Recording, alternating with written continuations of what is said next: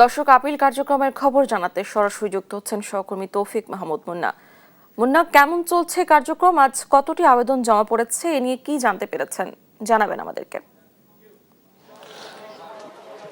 আপনি জানেন যে আজকে কিন্তু আপনার নির্বাচনের যে আপিল মনোনয়নপত্র আপিল সেটি কিন্তু পঞ্চম দিনে যে আপিল রয়েছে সেটি কিন্তু চতুর্থতম দিন এবং আজকে এখন বেলা দুইটা বাজে সেই সকাল থেকে 2টা পর্যন্ত কিন্তু আজকে 74 জন আপিল করেছেন এবং সব মিলিয়ে 374 জন এবং আজকে 369 জন এই পর্যন্ত আপিল হয়েছে এবং গতকাল ছিল 295 জন। অর্থাৎ আজকের এই মুহূর্তে দুপুর 2টা পর্যন্ত 74 জন কিন্তু আজকে চতুর্থ দিনে আপিল করেছেন এবং আপিলের কিন্তু আগামীকাল বিকাল 5টা পর্যন্ত কিন্তু আপিলের শেষ সময় রয়েছে। নির্বাচন কমিশনের মনোনয়নপত্র ত্রয়োদশ জাতীয় নির্বাচনের যে মনোনয়নপত্র বাতিল হয়েছে সেই বাতিলের কেন্দ্র করে আপিলের সুযোগ কিন্তু রয়েছে আজকে আগামীকাল বিকাল 5টা পর্যন্ত এবং তারপর 10 তারিখ থেকে কিন্তু আসলে আপিলের শুনানি হবে, সেটা কিন্তু হবে 18 তারিখ পর্যন্ত এবং এই শুনানির প্রত্যেক দিনে কিন্তু আসলে 70টা করে কিন্তু আসলে আপিলের শুনানি অনুষ্ঠিত হবে।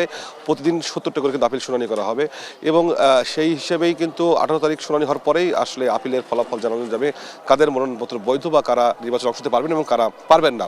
এবং আপনাকে জানিয়ে রাখতে চাই যে আপনি জানেন যে 12 ফেব্রুয়ারি কিন্তু আসলে সেই ত্রয়োদশ জাতীয় সংসদ নির্বাচন, সেই নির্বাচন সামনে রেখে কিন্তু নির্বাচনী প্রচার প্রচারণা শুরু হবে কিন্তু আগামী 21 জানুয়ারি থেকে।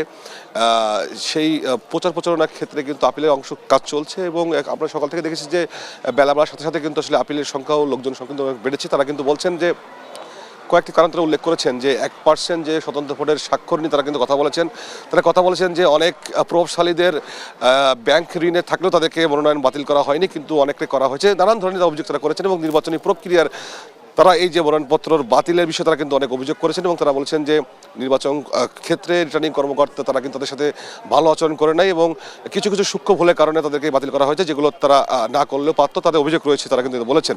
এবং সকালে কিন্তু সিএসি 10টা নাগাদ তিনি কিন্তু এসেছিলেন এই নির্বাচনী আপিল বুথ পরিদর্শনে। তিনি কিন্তু স্পষ্ট বলেছেন এবার নির্বাচন হবে কিন্তু কোনো পাতানো নির্বাচন হবে না, ইনসাফের ভিত্তিতে নির্বাচন হবে এবং অতীতের যে কোনো নির্বাচন থেকে এবার নির্বাচন ভালো হবে, তিনি কিন্তু স্পষ্ট করে বলেছেন। এবং এই আপিলের বিষয়ে তিনি বলেছেন যে আইন অনুযায়ী যে আইন যেটা বলবে সেটাই কিন্তু তারা কিন্তু ব্যবস্থা নেবেন, অর্থাৎ যারা আপিল করেছেন আইন অনুযায়ী তাদের আইন অনুযায়ী কিন্তু সেই আপিলের বিষয়ে তারা ব্যবস্থা নেবেন।